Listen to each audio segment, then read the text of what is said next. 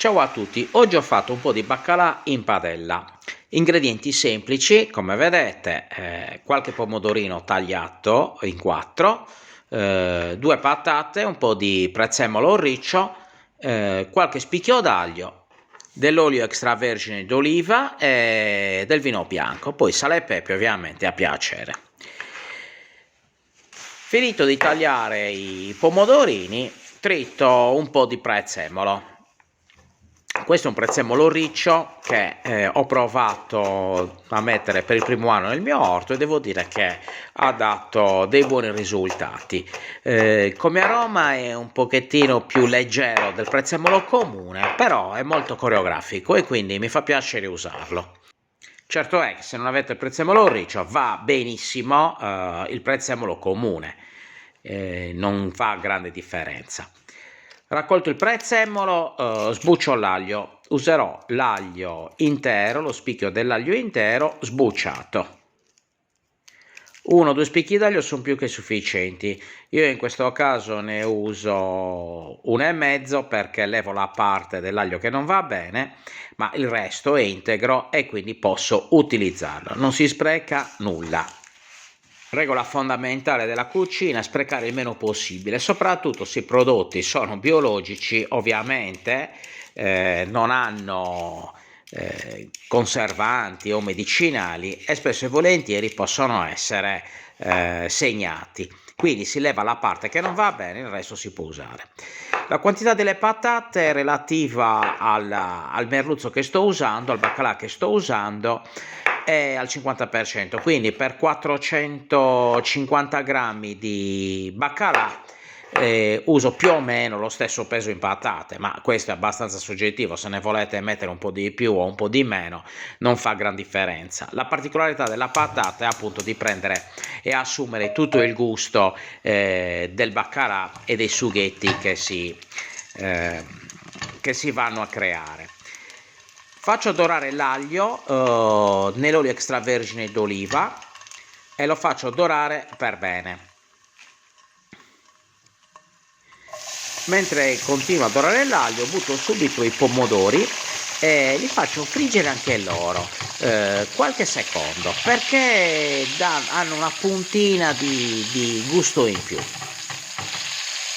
Li faccio soffriggere per bene, cominciano anche a liberare un po' del loro sughetto e vedete che il colore appunto dell'olio diventa più rossiccio.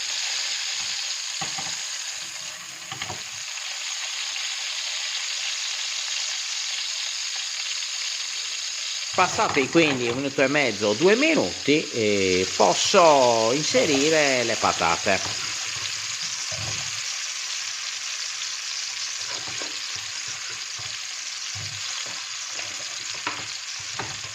E anche qua comincio una leggera rosolatura. Li aggiusto di sale.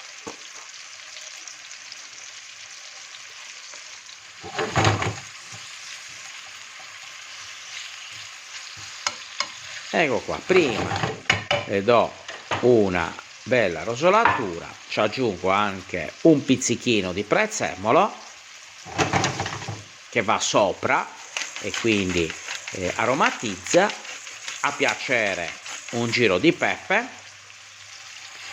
sfumo con un po' di vino bianco.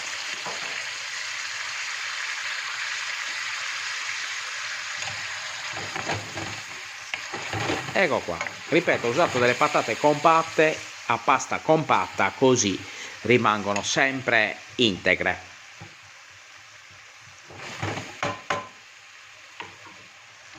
Adesso, per ultimare la cottura delle patate, aggiungo un bicchiere d'acqua, poi a fuoco moderato copro per una ventina di minuti.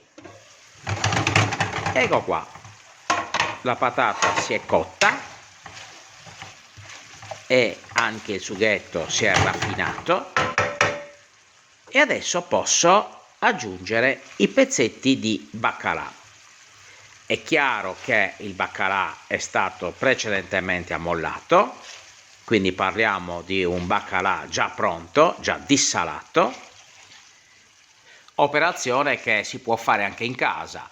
prendete il baccalà salato, lo tagliate a pezzi, lo lavate per bene sotto acqua corrente e poi lo lasciate in una bacinella, in una pentola, per 3 giorni, cambiando l'acqua 3 volte al giorno.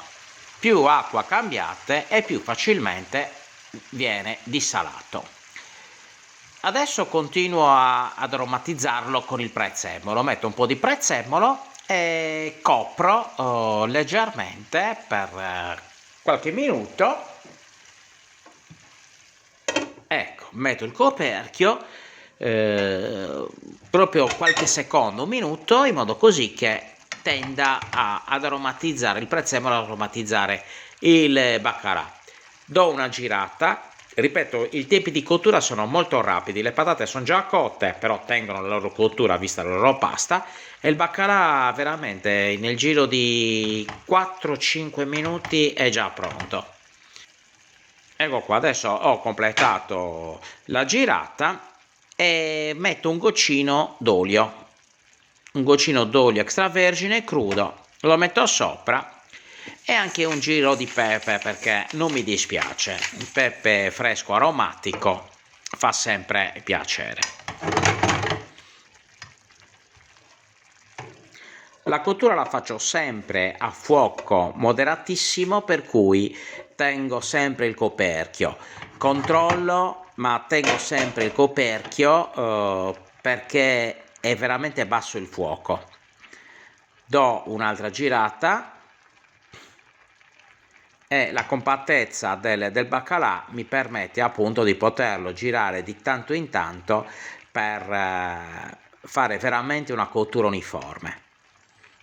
Quindi è un lavoro di pazienza, però i risultati poi alla fine sono veramente soddisfacenti. Guardate come si sta scagliando, quindi è perfetto. Un'ultima copertura per 1 minuto ed ecco qua. Ed ecco qua, quando viene fuori quella cremina è pronto. Quindi un po' di prezzemolo tritato fresco sopra, spengo e sono pronto ad impiattare. Lascio raffreddare un secondo ed ecco qua. Le patate sono rimaste compattissime, il baccalà è cotto alla perfezione, è veramente un gran gusto, veramente un gran piatto, semplice ma d'effetto.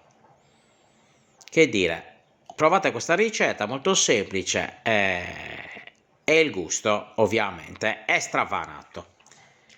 Ciao, alla prossima ricetta!